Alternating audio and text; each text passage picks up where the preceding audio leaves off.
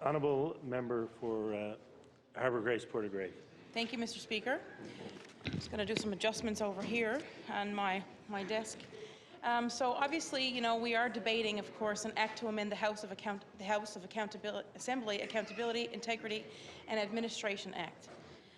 Bill 24, of course, just to reiterate some of the definitions that pertains to the bill. The bill would give effect to the policy designed by the Privileges and Elections Committee for a legislature-specific harassment policy.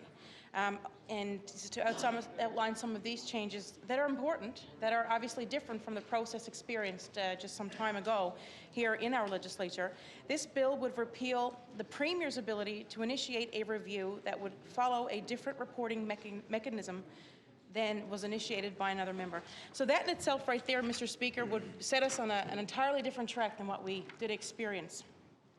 I was a member, and still am, of course, a member of the Privileges and Elections Committee that was struck, and of course that was tasked with designing this new policy, as were you, Mr. Speaker, the chair actually to that committee.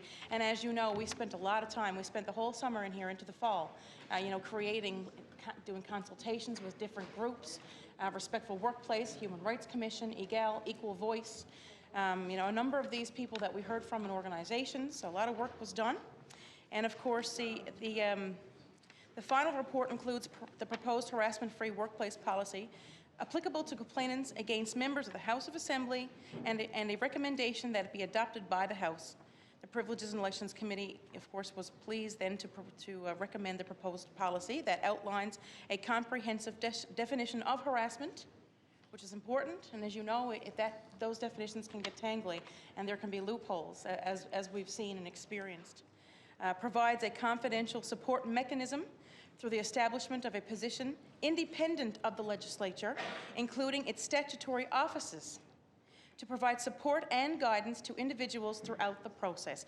Again, it's a major contrast of night and day as of what was experienced here previously going through this process, the lack of process, if you will, that was available to members at the time. Assigns jurisdiction for the complainant and resolution process, including formal investigations, to an independent officer of the legislature, the Office of the Citizen's Representative.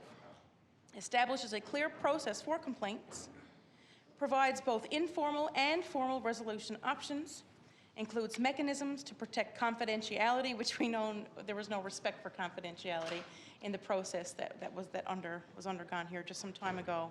Includes mechanisms to protect confidentiality of the complainant and witness to the extent possible, complying with principles of procedural and fairness, and make respectful workplace training mandatory for all MHAs, and we've all undergone that training. But I've heard some interesting comments, made by members here throughout this debate here this afternoon. Some members have suggested that it was simply relating to the process that we've just experienced here recently, less than 2 years ago.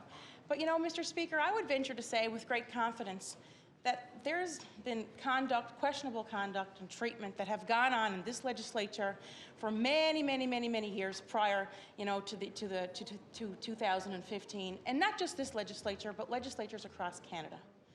And that said, one of the groups that we did consultations with, of course, was Equal Voice. And actually just last month, I was invited to come to the Equal Voice conference, the national conference, which was held in Ottawa, to present the work here of the Privileges and Elections Committee that we undertook here in our legislature, and all that work and what we're trying to accomplish here today. And I really have to give hats off, especially during the week of International Women's Day, which is coming up on Sunday. Really give props to this group, because they are designated, of course, to empowering women. And again, it comes back to, and statistics have shown that, the victims of harassment or bullying or sexual assault mainly are women.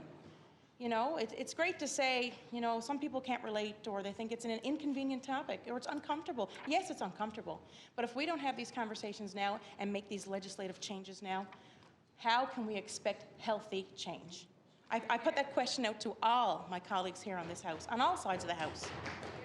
Absolutely. I mean, it's an uncomfortable conversation, but we have to have it. And I know there are a number of people in this House, the new class that have come in, of course, in just the recent election, that are dedicated to enforcing this very, very needed, good, healthy change.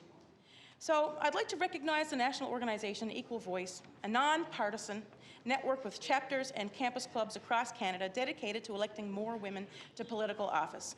And as we look around here in our legislature, we have 40 seats here, Mr. Speaker, and only 9 are occupied by women.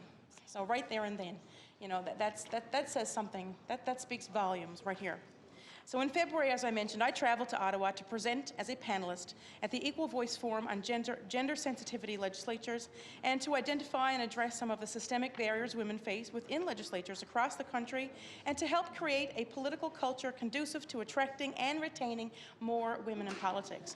And my colleague from my neighboring MHA, actually, my colleague from the District of Harbour, Maine, said, how are we going to attract more good, strong women, and men for that matter, to legislatures if we can't get it right in here? And we do have to lead by example.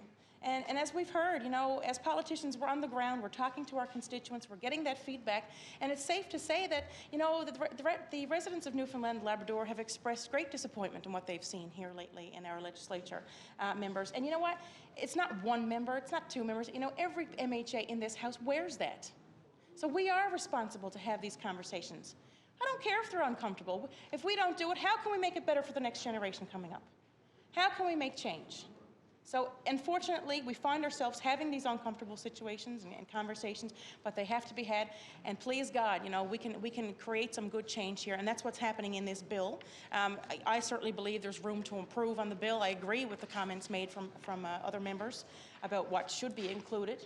And maybe we can certainly build on that, but this is a start, and it's certainly more than what was available to members at the time.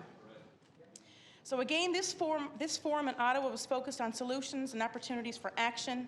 The agenda began with identifying systemic barriers women and gender diverse people continue to face. This was followed by a panel, of which I was a member, on how to bring about change. It was followed by group discussions to further explore these issues and identify ways to make politics better for everyone.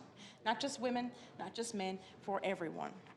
I also presented the work, of course, as I mentioned, of the Privileges and Elections Committee, an all-party committee in establishing a workplace harassment-free policy for the House of Assembly. And Mr. Speaker, as you know, progress has been made, but there's more work to be done. I mean, you think about it. Sure, we've made progress across Canada since 1916, 1918, when women won the right to vote. And then again later in 1929, when women were finally considered persons, based on lingo and based on language in a law, and it was only till then when women could be eligible to be appointed to the Senate. Imagine. So yes, we have taken small steps, and I mean, again, some people think that it's not necessary to make these changes when they make reference to a certain incident. But let me put this question to you. And I'll take you back to 1989, and we commend this, we recognize this every year in December. Do you think if the women in that post-secondary establishment in Montreal back in 1989 in December, on December 6th, do you think they would have appreciated tougher and better policies when that gunman walked in that post-secondary educational institution and separated the men from the women? Told the women to go to one side, told the men to leave, and then shot and killed so many women in what we know as the Montreal Massacre. Do you think that they would have thought these policies are not something that we should be discussing here on the floors of our legislatures? Like I said, Mr. Speaker, work has been done, but a lot more has to be done. And I stand by that.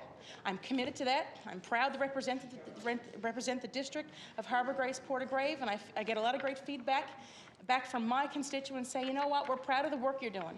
Stand your ground, stand strong, and that's what we have to do. The onus is on every one of us here to do that. And you know what, there's just no room for bullying of any kind, or intimidating, or cyberbullying. Of course, we have to contend with social media. And I mean, you look at, I'll use the platform, the Twitter platform. Anyone can create an anonymous account, put up a picture of a silly picture of anything, of a choice, and go on and attack someone. And if you look, statistics prove that it's women who more so attacked than men. And I mean, there's lots of systemic barriers. Again, I want to recognize, we're coming up on an International Women's Day. We've got a big day on Sunday out in North River, my neighbouring MHA's district in North River, actually, the community. I'll be attending, where our Lieutenant Governor is going to be there as well to be our keynote speaker. And I look forward to seeing that room full of strong women, empowering women, just like I just was part of. Was part of course, in Ottawa at that Equal Voice Forum. I understand members on this side of the House, the Minister for Children, Senior, Social Development, also just waving out, she's going to be there. And I encourage everyone to come and be there if you can. But we need to do these things. Again, this is a step, Bill 24. I certainly believe we can build upon it. I believe and I agree with my colleagues across the way who said it needs to be fair, a complete fair process. That is absolutely, positively the way to go. I stand by that. And again, I think this is something we can build on. That said, we didn't have this process previously.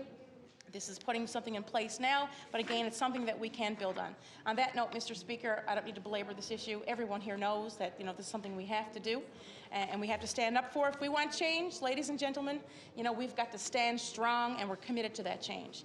So thank you very much, Mr. Speaker, and I look forward to discussing this further.